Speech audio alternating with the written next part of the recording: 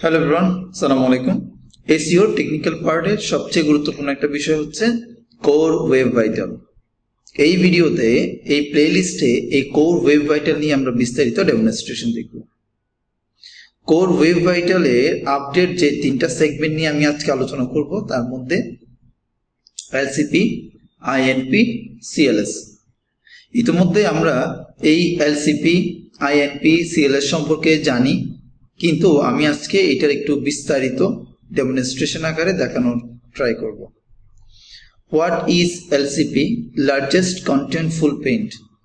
Largest contentful paint বোঝার জন্য আমাদেরকে বুঝতে হবে একটা ওয়েব পেজের কোন অংশটা আমাদের স্ক্রিনে দেখায়। ফার্স্ট যখন আমরা ওয়েবসাইটে প্রবেশ করি, সেটা যে কোনো ডিভাইস থেকে হোক, মোবাইল থেকে হোক, ডেস্কটপ বা কম্পিউটার থেকে হোক বা ল্যাপটপ থেকে হোক, যেটা প্রথমে দেখানো হয় above the fold, below the fold, যেটা স্ক্রল করার পর দেখানো হয়।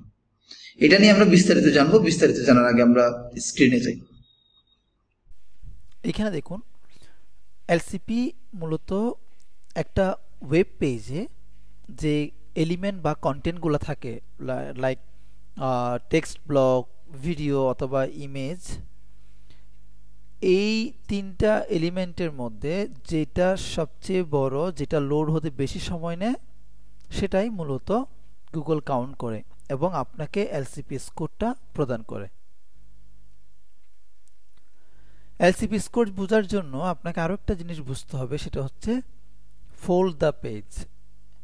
এই যে একটা পেজ, একটা ওয়েবসাইটে যখন আমরা অ্যাক্সেস করি, ব্রাউজ করি, তখন আমাদের সামনে যে পেজটা অটোমেটিক চলে আসে সেটা হচ্ছে অ্যাবভ দ্য ফোল্ড।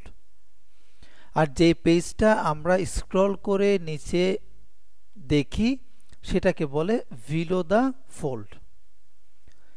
এখন প্রশ্ন হচ্ছে এলসিপি কোনটার জন্য কাউন্ট করা হবে? ডেফিনেটলি এলসিপি কাউন্ট করা হবে অ্যাবভ দ্য ফোল্ড, যে পোর্শনটা থাকে সেটাতে মূলত এলসিপি কাউন্ট করা হবে। অর্থাৎ অ্যাবভ দ্য ফোল্ডের মধ্যে যে কন্টেন্ট বা এলিমেন্টটা লোড হতে বেশি সময় নেয়, সেটাকে মূলত গুগলের ল্যাব ডেটাতে এলসিপি বলছি, এবং সেটাই অবশ্যই লোড হতে হবে 2.5 সেকেন্ডের মধ্যে। ক্লিয়ার বিষয়টা?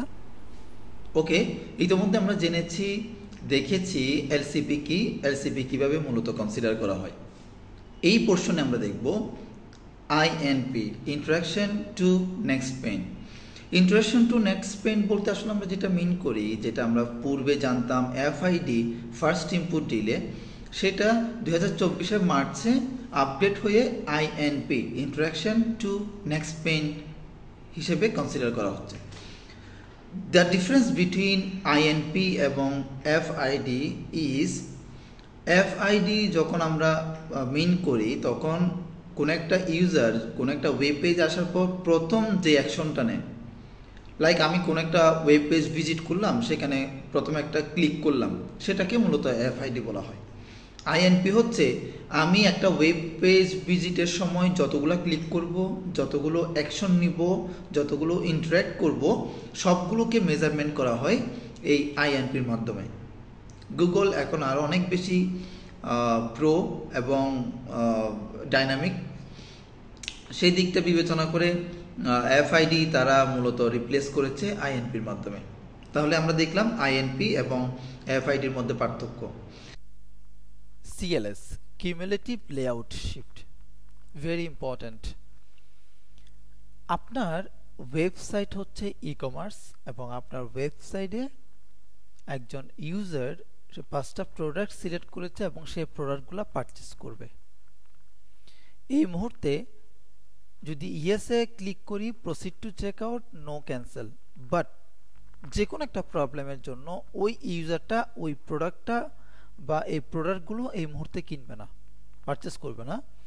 সেই মুহূর্তে সে যদি এই নো ক্যান্সেলে ক্লিক করে এবং কোনো কারণে যদি ইয়েস প্রসিড টু চেক আউটে ক্লিক হয়ে যায়, এইতে করে গুগল আপনাকে সিএলএস স্কোর দিবে না। লাইক এখন যদি নো ক্যান্সেলে ক্লিক করি, তাহলে আমার ইয়েস প্রসিডে ক্লিক হয়ে যাচ্ছে। কেন? কারণ উপরে আমার সাবস্ক্রাইব দ্য নিউজ লেটার, এটা এই নোটিফিকেশন চলে আসছে। আরও অনেক রকম পপ আপ চলে আসতে পারে, অনেক রকম ঝামেলা হতে পারে। এই যে ভিজুয়াল যে এলিমেন্টগুলো, এই ভিজুয়াল এলিমেন্টগুলোর স্টেবিলিটিকে মূলত বলা হয় কিউমুলেটিভ লেআউট শিফট। অর্থাৎ আপনার ওয়েবসাইটকে যদি আপনি কোর ওয়েব ভাইটালে পাস করাতে চান, আপনার ওয়েবসাইটের প্রত্যেকটা এলিমেন্ট হতে হবে স্টেবল এবং এগুলোর স্টেবিলিটি ফিক্সড হতে হবে। যেমনটা এই যে নোটিফিকেশনের জন্য মুভ করা, এগুলো কিন্তু গুগল কোর ওয়েব ভাইটালের নেগেটিভ পয়েন্ট।